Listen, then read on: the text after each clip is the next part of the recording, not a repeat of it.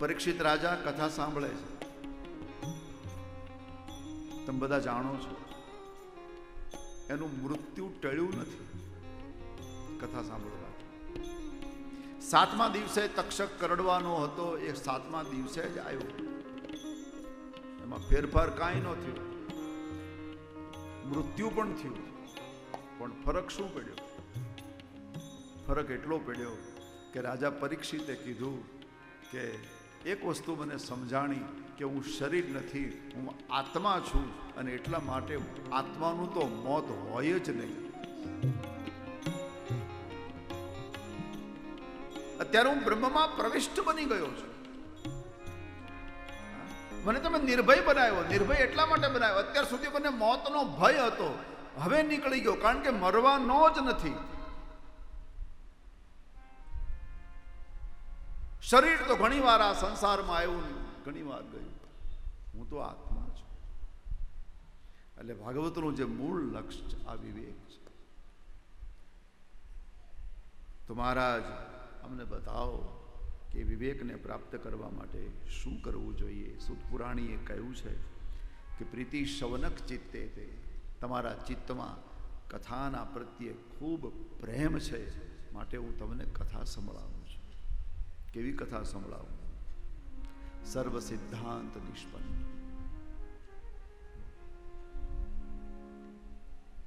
મેં તમને જે લિસ્ટ આપ્યું હતું ને કે ભાઈ આ લિસ્ટ આખું આપ્યું છે ભાગવતમાં, શું શું મળશે, એ અહીંથી શરૂ થાય છે. સર્વ સિદ્ધાંત નિષ્પન્ન. પહેલી વસ્તુ મળશે જગતભરનું નોલેજ,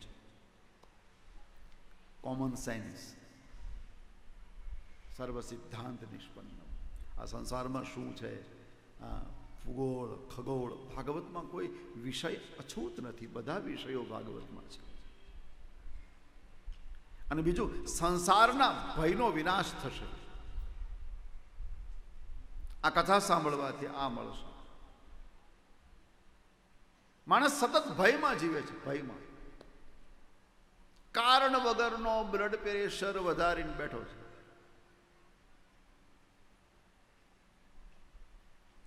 ભય. અને એ ભયની કલ્પના છે, ભયની કલ્પના હકીકતમાં છે નહીં, ભયની કલ્પના. હા, ભાગવતમાં બહુ સુંદર દ્રષ્ટાંત છે.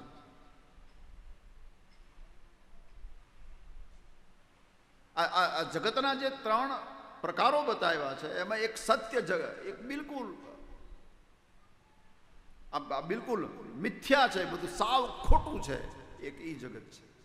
એક વ્યવહારિક જગત છે. આમ જગતને સાવ ખોટું નથી કીધું, હા કે હા આ તો બધું ખોટું છે ને મિથ્યા છે. ના ના ના ના, પરમ સત્ય નથી, પણ છે તો ખરું. જો આ જગત મિથ્યા હોય, જગત ખોટું હોય, તો હું કથા કરું ને તમે સાંભળો આ બધું ખોટું છે. આટલું બધું મોટું આયોજન કર્યું છે બાલદા પરિવારે, તો આ બધું ખોટું નહીં, આ વ્યવહારિક સત્ય છે.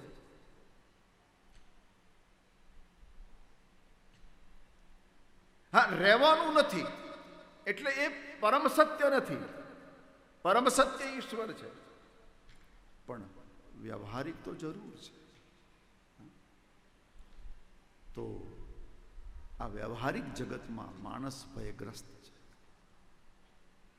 એમાં સૌથી મોટો એક જ ભય, મારી પાસે છે જતું નહીં રહે ને, બસ.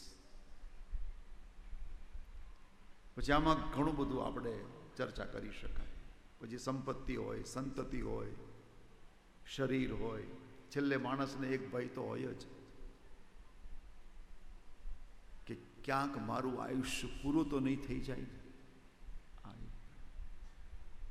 એટલે માણસ ભયગ્રસ્ત છે. એટલે સંસારના ભયનો નાશ કર. અને જ્યાં સુધી ભય છે ત્યાં સુધી તમારું અજ્ઞાન છે. ભયનું મૂળ કારણ અજ્ઞાન. સંસારને જે સમજી શક્યા નથી, સંસારને જે જાણી શક્યા નથી, એ ભયગ્રસ્ત હોય.